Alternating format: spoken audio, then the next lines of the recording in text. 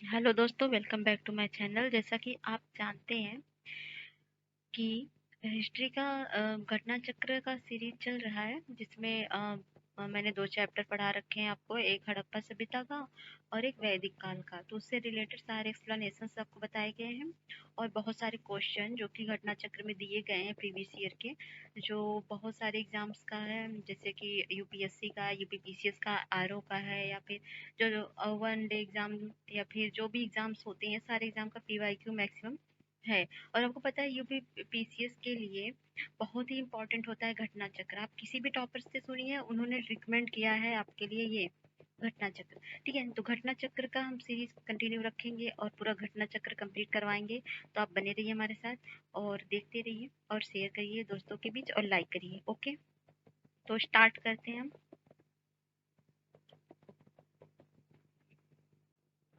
तो आज हम स्टार्ट करेंगे गौतम बुद्ध, गौतम बुद्ध मतलब बौद्ध धर्म के बारे में।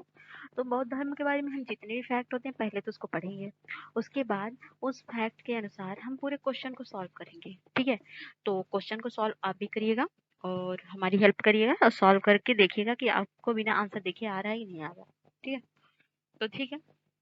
तो गौतम बुद्ध का जन्म कहाँ हुआ था? कपिलवस्तु के निकट लुम्बिनी में हुआ था और 563 ईसा पूर्व में हुआ था। उनके पिता का नाम था सुद्धोधन, जो साक्यगढ़ के प्रधान थे। माता माया देवी थी, जो कोलीगढ़ राज्य की थी।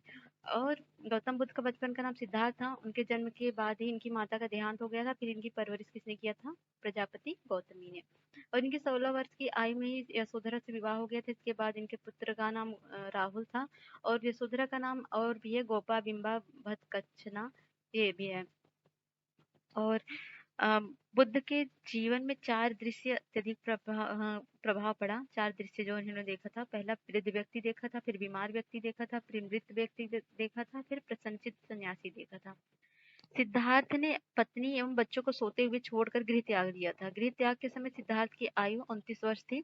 बौद्ध ग्रंथों में गृह त्याग को महाभिनिष्क्रमण कहा जाता है। ठीक है, सांख्य दर्शन के आचार्य अलार कलाम से वैशाली के समीप उनकी मुलाकात हुई। यहाँ से सिद्धार्थ राजगृह के समीप निवास करने वाले रुद्रक रामपुत्र नामक एक धर्माचार्य के पास पहुंचे थे। इसके पश्चात सिद्धार्थ उरुवेला पहुंचे।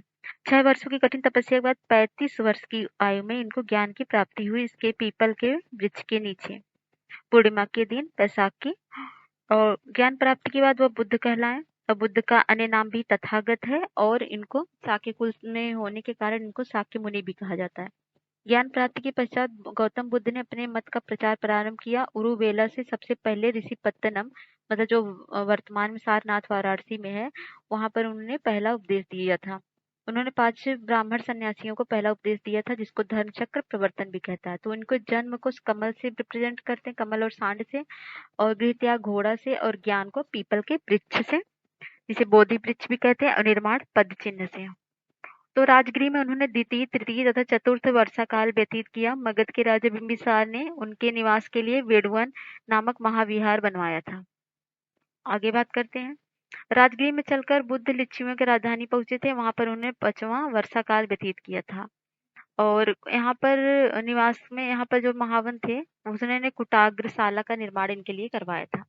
आगे बुद्ध की मौसी जो थी, वही माता संघ में प्रवेश करने वाली पहली महिला थी, क्योंकि आनंद के कहने पे इन्होंने औरतों को, मतलब महिलाओं को, संघ में प्रवेश की अनुमति दी थी। देवदूत दत्त इनका जो था चचेरा भाई था, जो इनका बाद में विरोधी बन गया, और क्योंकि वह खुद का एक संघ स्थापित करना चाहता था। बौद्ध धर्म का सर्वाधिक प्रचार कौशल राज्य में हुआ था। यहाँ बुद्ध ने 21 वास किए थे। कौशल राज्य के अनादि पिंडक नामक धनी व्यापारी ने उनकी शिष्यता ग्रहण की तथा संकेत जेतवन विहार का प्रदान किया।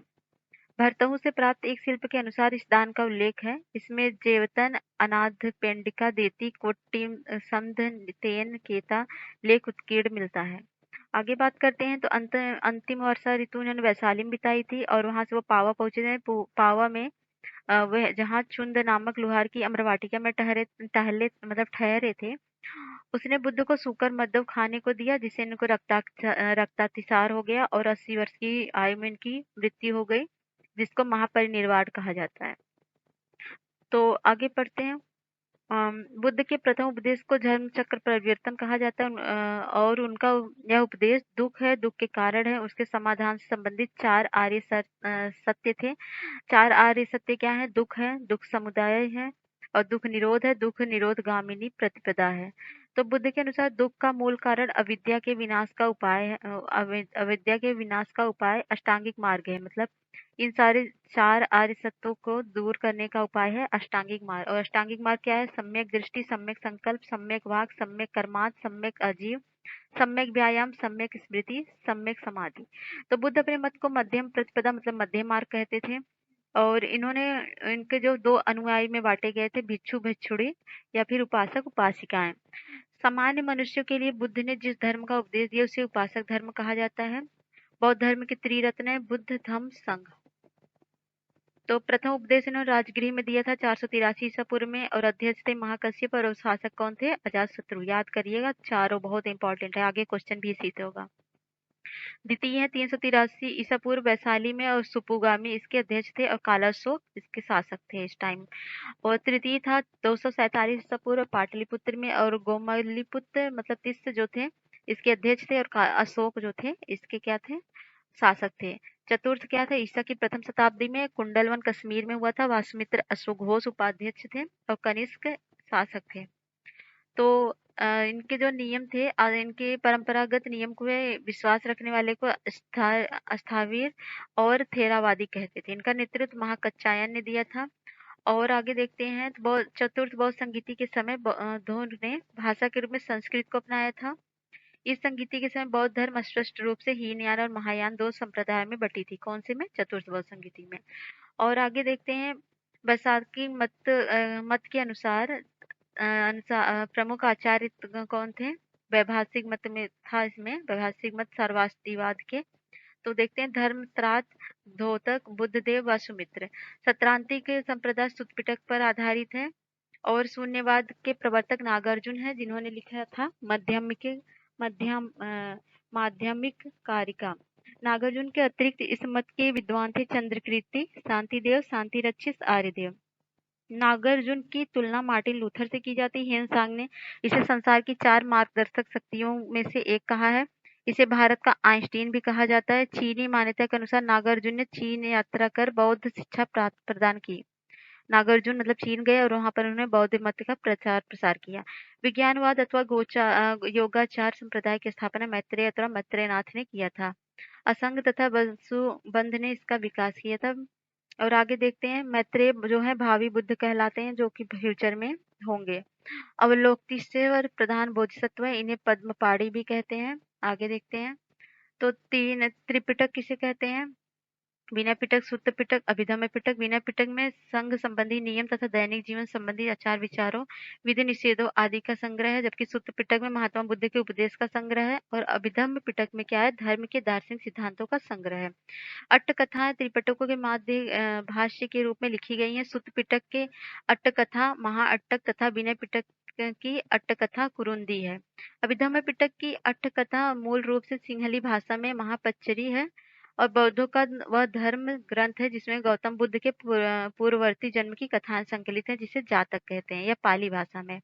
तो मलिंद पन्नु नागसेन ने लिखी थी। बुद्ध चरित सौंदरानंद सरिपुत्र प्रकरण कौन लिखा था? अश्वघोष ने। मध्यमिक कारिका कौन लिखा था? नागार्जुन ने। विशुद्ध मग्ग कौन लिखा था? बुद्ध घोष ने। और अभिधम्म घोष कौन लिखा था? वसुबंधु ने। बुद्ध की भूमि स्पर्श मुद्रा से तात्पर्य है कि तप की सूचिता और निरंतरता को बनाए रखने से है। भूमि स्पर्श मुद्रा सारनाथ की बुद्ध मूर्ति गुप्त काल से संबंधित है।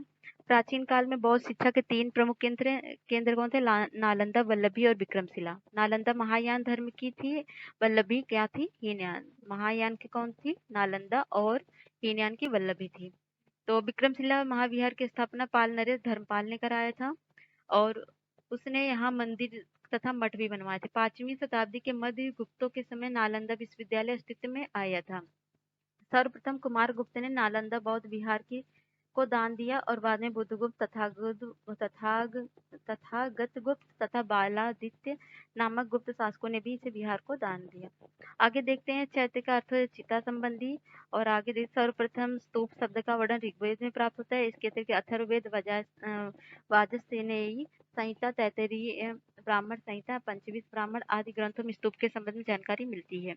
स्तूप शब्द का शाब्दिक अर्थ है किसी वस्तु का ढेर। और गौतम बुद्ध को एशिया की ज्योति भी कहा जाता है। इसको देख लेते हैं और आगे देखते हैं हीनयान और महायान में अंतर क्या है, बहुत इंपॉर्टेंट है।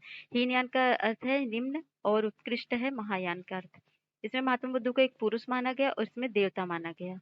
यह व्यक्तिवादी धर्म है। इसके अनुसार प्रत्येक व्यक्ति को प्रयत्नों से मोक्ष प्राप्त होता है और ये क्या था, परोपकार एवं सेवा पर आधारित। और यह था मूर्ति पूजा पर, और ये था आत्मा और पुनर्जन्म पर विश्वास करता था। इसकी साधन पद्धति, ये मूर्ति पूजा विश्वास नहीं करती थी, ये तो करती थी महायान। और इसकी साधन पद्धति अत्यंत कठोर थी तथा भिक्षु जीवन का समर्थक थी। और ये बहुत सरल थी, घर में रह के मतलब इस घर में से ही आप आराम से भी इसको कर सकते हैं। इसका आदर्श अरहत पद को प्राप्त करना है, इसका आदर्श बोधिसत्व को प्राप्त करना है। इसके प्रमुख संप्रदाय हैं वैभाषिक, सत्रांतिक, और इसके संप्रदाय शून्यवाद तथा विज्ञानवाद। तो शून्यवाद की रचना किसने की थी, नागार्जुन ने, जो महायान के थे। वैसे तो माध्यमिक थे। गौतम बुद्ध का जन्म कब हुआ था, क्वेश्चन पे आ जाते हैं। चलिए, क्वेश्चन है गौतम बुद्ध का जन्म कब हुआ था, 563 ईसा पूर्व में। कहाँ हुआ था, कपिलवस्तु के निकट लुम्बिनी में। बुद्ध के जीवन की किस घटना को महाभिनिष्क्रमण का रूप में जाना जाता है, तो वो जब वो घर से चले गए थे उसी को। गौतम बुद्ध की माँ किस वंश से थी, तो अभी आपने पढ़ा कोली वंश से थी।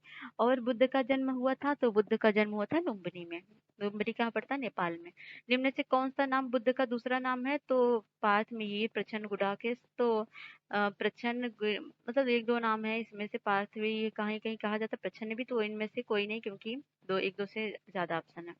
तो निम्नलिखित में से किस राजवंश के अभिलेख से इस परंपरा का समर्थन होता है कि लुम्बिनी साकी बुद्ध का जन्म स्थान था, तो वो पता चलता है मौर्य से। मौर्य के सम्राट जो अशोक थे, रुमनदेही अभिलेख से सूचना उनकी मिलती है कि साकी मुनि बुद्ध का जन्म लुम्बिनी में हुआ था। ठीक है। बुद्ध पुष्ट क्या है, निम्नलिखित में से कौन सा एक अशोक का अभिलेख इस परंपरा की पुष्टि करता है, गौतम बुद्ध का जन्म लुम्बिनी में हो, तो रिपीटेड क्वेश्चन, रुमनदेही अभिलेख में। निम्नलिखित में से किस राजा के एक अभिलेख से सूचना मिलती है कि साक्य मुनि बुद्ध का जन्म लुम्बिनी में हुआ था, किससे, अशोक से। आगे महात्मा बुद्ध का महापरिनिर्वाण कहाँ हुआ था, तो वह हुआ था कुशीनगर में। आगे गौतम बुद्ध का महापरिनिर्वाण किस राज्य में हुआ था, तो वह हुआ था मल्ल राज्य में। महात्मा बुद्ध का महापरिनिर्वाण किसके गणतंत्र में हुआ था, तो गणतंत्र था मल्लों का। गौतम बुद्ध ने किस स्थान पर निर्वाण प्राप्त किया था, तो निर्वाण प्राप्त किया था उन्होंने बोध गया, जो कि ऑप्शन में नहीं है। आगे देखते हैं महापरिनिर्वाण मंदिर अवस्थित है, तो वह अवस्थित है कुशीनगर में। आगे देखते हैं कौन से राज्य का संबंध बुद्ध के जीवन से, तो अवंती और गंधार का नहीं है, बाकी कौशल मगध का है। तो 3-4। गौतम बुद्ध द्वारा अपने धर्म में दीक्षित किया जाने वाला अंतिम व्यक्ति निम्नलिखित में से कौन सा था, तो अंतिम व्यक्ति कौन था जिसको उन्होंने दीक्षा दी थी, तो वह था सुभद्र। तो बुद्ध द्वारा रूपांतरित निम्न व्यक्ति में से कौन सा अंतिम था, तो वह था सुभद्र। बुद्ध ने अपने जीवन की अंतिम वर्षा ऋतु कहाँ बिताई थी, तो ऑफकोर्स वैशाली में बिताई थी। निम्नलिखित में से कौन सा एक बौद्ध मत में निर्वाण की अवधारणा की सर्वश्रेष्ठ व्याख्या करता है, वह तृष्णारूपी अग्नि का समान। अलार कलाम कौन थे, तो बुद्ध के गुरु थे। और महात्मा बुद्ध ने अपना पहला धर्म चक्र परिवर्तन किस स्थान पर किया था, तो जहाँ ज्ञान प्राप्त किया था, सारनाथ में। बुद्ध ने अपना पहला उपदेश कहाँ दिया था, सारनाथ में दिया था। सारनाथ में अपना प्रथम प्रवचन किसने दिया, तो वो दिया महात्मा बुद्ध ने। गौतम बुद्ध अपना प्रथम उपदेश कहाँ दिए थे, तो वो दिए थे सारनाथ में। ग्रंथों में उल्लिखित धर्म चक्र प्रवर्तन सारनाथ में दिया गया उनका पहला उपदेश था। धर्म चक्र परिवर्तन किया गया था सारनाथ में। देखिए कितनी बार सारनाथ का क्वेश्चन है। बुद्ध ने सर्वाधिक उपदेश कहाँ दिए थे, सर्वाधिक उपदेश उन्होंने श्रावस्ती में दिए थे। बुद्ध कौशंबी किसके राज्य में काल में आए थे, तो वो आए थे उदयन के। और बुद्ध की मृत्यु के पश्चात प्रथम बौद्ध संगीति की अध्यक्षता किसने की थी, तो वो की थी महाकश्यप द्वारा। और प्रथम बौद्ध परिषद का संचालन किसने निम्नलिखित में से किस एक ने किया था, तो उसने किया था महाकश्यप ने। तो सप्तकर्णी गुफा स्थित है, तो सप्तकर्णी गुफा राजगीर में स्थित है। भगवान बुद्ध के महापरिनिर्वाण के बाद पहली बौद्ध संगीति हुई थी, तो वह हुई थी राजगीर में। तो कश्मीर में कनिष्क के शासनकाल में बौद्ध संगीति आयोजित हुई थी, कौन सी हुई थी, उसकी अध्यक्षता, हाँ उसकी अध्यक्षता किसने की थी, वसुमित्र ने की थी।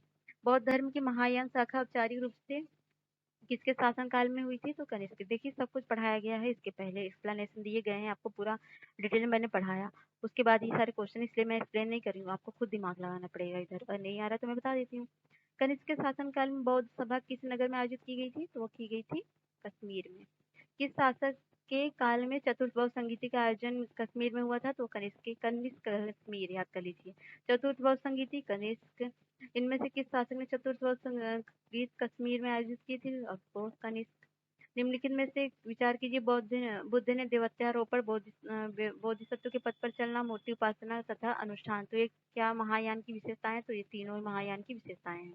आईएएस में पूछा गया 2019 में। निम्नलिखित 4 स्थानों में से हुई बौद्ध संगीतियों का सही कालानुक्रम ज्ञात कीजिए। तो पहले बौद्ध संगीति कहाँ हुई थी? पहले हुई थी राजगीर में, फिर हुई थी वैशाली में, फिर हुई थी पाटलिपुत्र, फिर कुंडलवन में। द्वितीय बौद्ध संगीति का आयोजन कहाँ हुआ था? तो अभी आपने पढ़ा वैशाली में। तृतीय बौद्ध संगीति कहाँ बुलाई गई? तो अभी अभी जस्ट पढ़ा हमने, बोध गया, सॉरी, पाटलिपुत्र, और कुंडलवन लास्ट है। प्रथम बौद्ध समिति का आयोजन कहाँ हुआ था? तो प्रथम बौद्ध समिति का आयोजन किस शासन, अजातशत्रु के शासनकाल में हुआ था। निम्नलिखित में किस नगर में प्रथम बौद्ध सभा आयोजित की गई थी? तो आयोजित की गई थी राजगीर में। निम्न से किस शासक ने द्वितीय बौद्ध सभा का आयोजन किया था? तो किया था कालाशोक ने। बुद्ध के जीवन की 4 महत्वपूर्ण घटनाएं और इससे संबंध 4 स्थानों का उल्लेख क्या है? जन्म जो हुआ था वो लुम्बिनी में हुआ था। ज्ञान प्राप्ति बोध गया में हुआ था। प्रथम उपदेश उन्होंने सारनाथ में दिया था। निधन उनका कुशीनगर में होता है। इस तरह से कौन सा ऑप्शन है? 4 का चौथा। और ये सी। भारतीय कला में बुद्ध के जीवन की किस घटना का चित्रण मृग सहित चक्र द्वारा किया गया? तो वो किया गया है प्रथम उपदेश से। जन्म को कमल से रिप्रेजेंट करते हैं। प्रथम उपदेश क्या था उनका? प्रथम उपदेश धर्म चक्र प्रवर्तन, महाबोधि, बोधि वृक्ष, और त्याग क्या था? घोड़ा। इधर देख लीजिए, याद कर लीजिए। और करमापा लामा तिब्बत के बुद्ध संप्रदाय किस वर्ग से? तो वो थे कंग्युपा।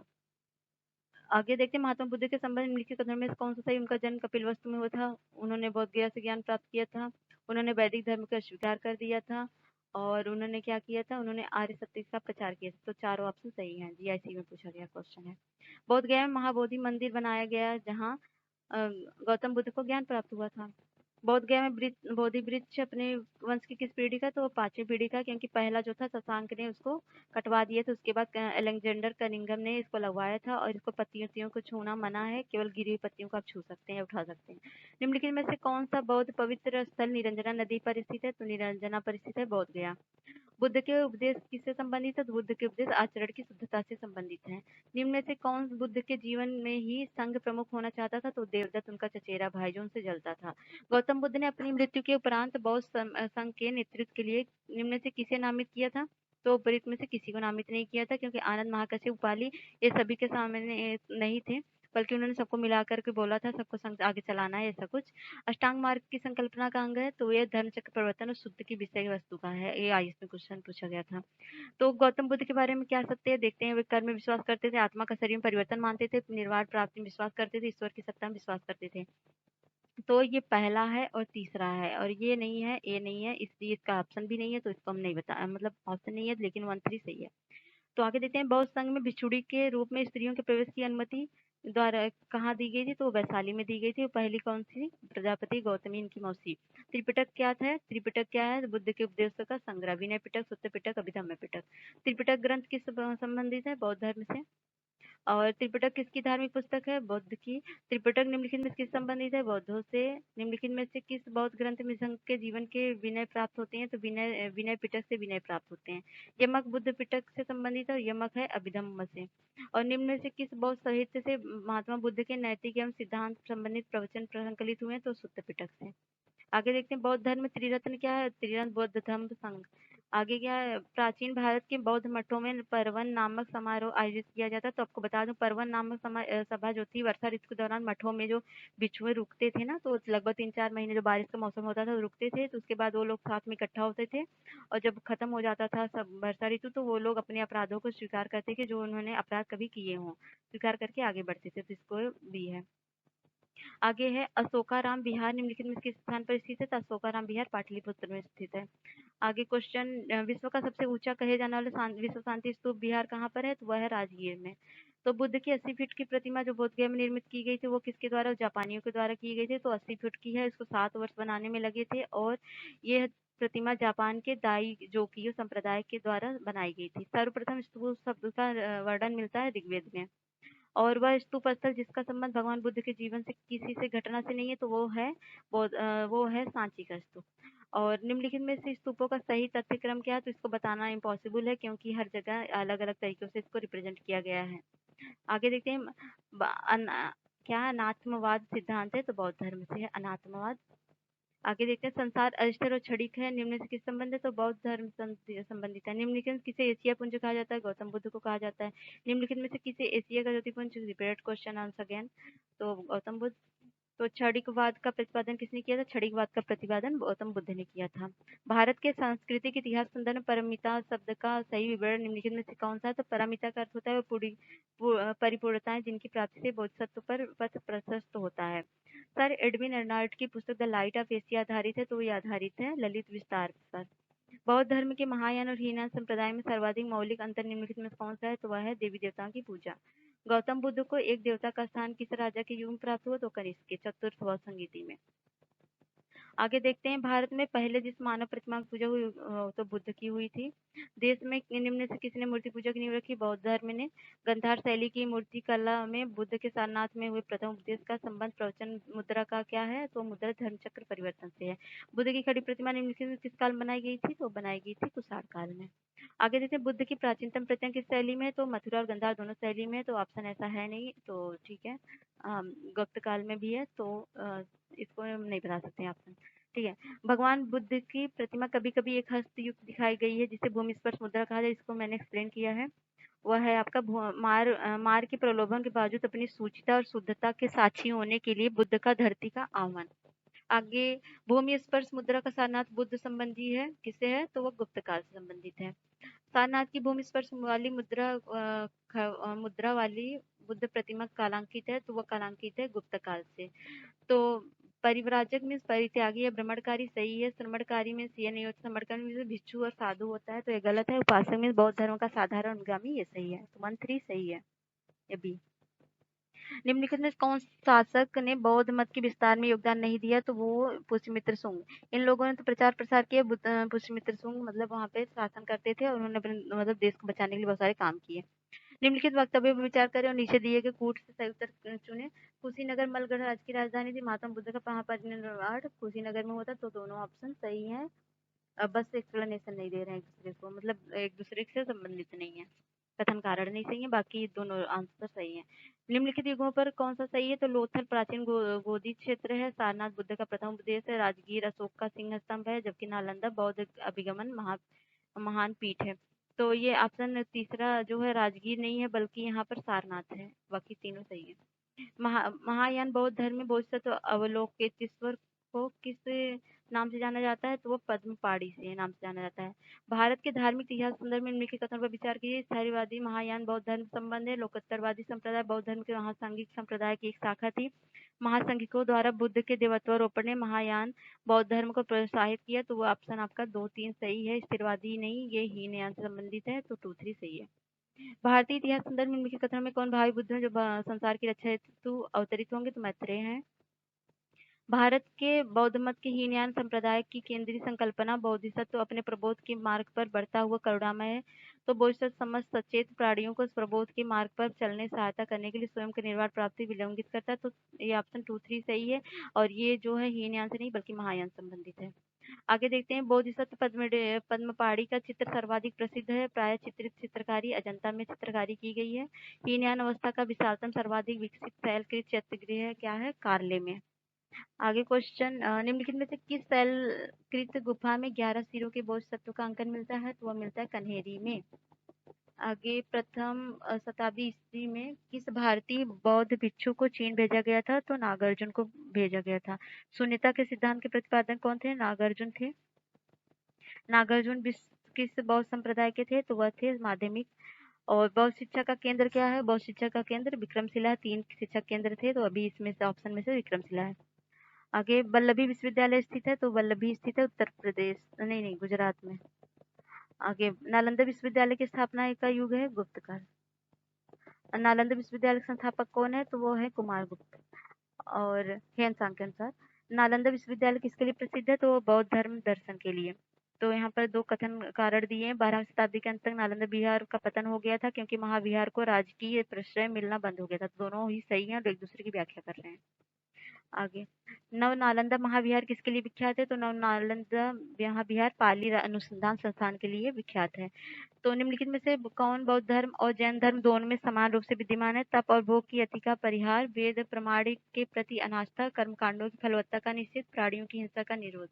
तो 2 3 सही है, बाकी ये पहला गलत है। अगला क्वेश्चन, प्राचीन भारतीय इतिहास संदर्भ में निम्नलिखित में से कौन सा बौद्ध धर्म और जैन धर्म दोनों में समान रूप से विद्यमान है? तप और भोग की अति परिहार, तो ये नहीं है क्योंकि एक स्ट्रिक्ट था तो एक लचीला था। वेद प्रमाण के प्रति अनास्था और कर्मकांडों की फलवत्ता का निषेध, दोनों सही है। तो जी, निम्नलिखित में से कौन सी बात बौद्ध धर्म एवं जैन धर्म में समान है? तो वो दोनों में समान है, आत्मदमन। भगवान बुद्ध ने 4 आर्य सत्यों के बताया था, उसको क्रोनोलॉजी में लगाना है। तो पहले उन्होंने कहा था कि दुख है, फिर उसके बाद उन्होंने कहा कि दुख है, दुख का कारण है, दुख का निरोध है, दुख का निरोध का मार्ग है, जो कि अष्टांगिक मार्ग के बारे में उन्होंने बताया था। बौद्ध तथा जैन दोनों ही धर्म विश्वास करते थे, तो दोनों किस पे विश्वास करते हैं? कर्म तथा पुनर्जन्म के सिद्धांत सही है, इस पर विश्वास करते थे। बौद्ध धर्म के अनुसार विचार कीजिए, पुनर्जन्म नहीं होता है तो होता है, ये मैत्रेय किस लिए थे? आत्मा की सत्ता नहीं है, तो डी से एक सही है, एक गलत है। बौद्ध धर्म के विषय में कौन सा कथन सही है? तो उसने वर्ण एवं जाति को अस्वीकार नहीं किया, वो उसने ब्राह्मण वर्ग की सर्वोच्च सामाजिक कोटि को चुनौती दी, उसने कुछ शिल्पों का निम्न माना। तो तीनों ऑप्शन सही है। बौद्ध धर्म के विस्तार के कारण सम्मिलित थे धर्म की सादगी, दलितों के लिए विशेष अपील, धर्म की मिशनरी की भावना, स्थानीय भाषा का प्रयोग और दार्शनिकों द्वारा वैदिक भावना की सुदृढ़ता। तो पचमा गलत है, बाकी तीनों चारों सही है। आरंभिक मध्ययुगीन समय में बौद्ध धर्म का पतन किन किन कारणों से हुआ था? तो उस समय तक बुद्ध विष्णु के अवतार के रूप में जाने गए थे, सही है। अंतिम गुप्त राजा के समय तक आक्रमण करने वाली मध्य एशिया की जनजाति ने हिंदू धर्म को अपनाया और बौद्धों को सताया, ऐसा गलत है। गुप्त वंश के राजाओं ने बौद्ध धर्म को पुरजोर विरोध किया, और ये भी गलत है, तो पहला ऑप्शन बस सही है। भारत के धार्मिक इतिहास संदर्भ में निम्नलिखित कथनों पर विचार की, सत्रांतिक और समाधि जैन धर्म के संप्रदाय नहीं है, बौद्ध धर्म के संप्रदाय है। पहला तो गलत हो गया, तो ये दूसरा सही है, पहला गलत है। आगे, निम्नलिखित कथनों में विचार करें एवं चैत्य एवं विहार में क्या अंतर है चुने। तो ये बहुत इंपॉर्टेंट, इसको रख ही लीजिए, अगर नहीं याद हो रहा है तो याद कर लीजिए, मैं बता दे रही हूँ, याद करें। चैत्य मतलब स्थल होता है जहाँ पर पूजा करते हैं, चैत्य जैसे चैत्य आता है तो उसमें दुर्गा जी की पूजा करते हैं, तो इससे याद करिए, चैत्य में पूजा करते हैं, और जबकि विहार में निवास स्थान करते हैं भिक्षु लोग। आगे एक सेम क्वेश्चन यही भी है, कुछ कैसल की गुफाओं को चैत्य कहते हैं जबकि अन्य को बिहार, दोनों में अंतर क्या है? तो दोनों में यही अंतर है कि चैत्य पूजा स्थल है जबकि बिहार भिक्षुओं का निवास स्थान है। तो सुल्तानी युग में बौद्धों की कौन सी शाखा सबसे प्रभावशाली थी? तो वह थी वज्रया। तो ठीक है, बौद्ध धर्म से रिलेटेड सारे क्वेश्चन, सारे फैक्ट और सारे छोटे मोटे बड़े फैक्ट सब कुछ मैंने आपको करवा दिए, जो कि घटना चक्र के थे। तो आपको ये कैसा लगा सीरीज, आप जरूर बताइएगा, और इसको लाइक करिए और लोगों के बीच शेयर करिए और अपना प्यार बनाए रखिए, और चैनल को शेयर करिए, लोगों के बीच बढ़ाइए प्लीज। और चलिए ठीक है, नेक्स्ट वीडियो मिलते हैं जहाँ पर मैं जैन धर्म को लाऊंगी। ठीक है, तब तक के लिए बाय बाय।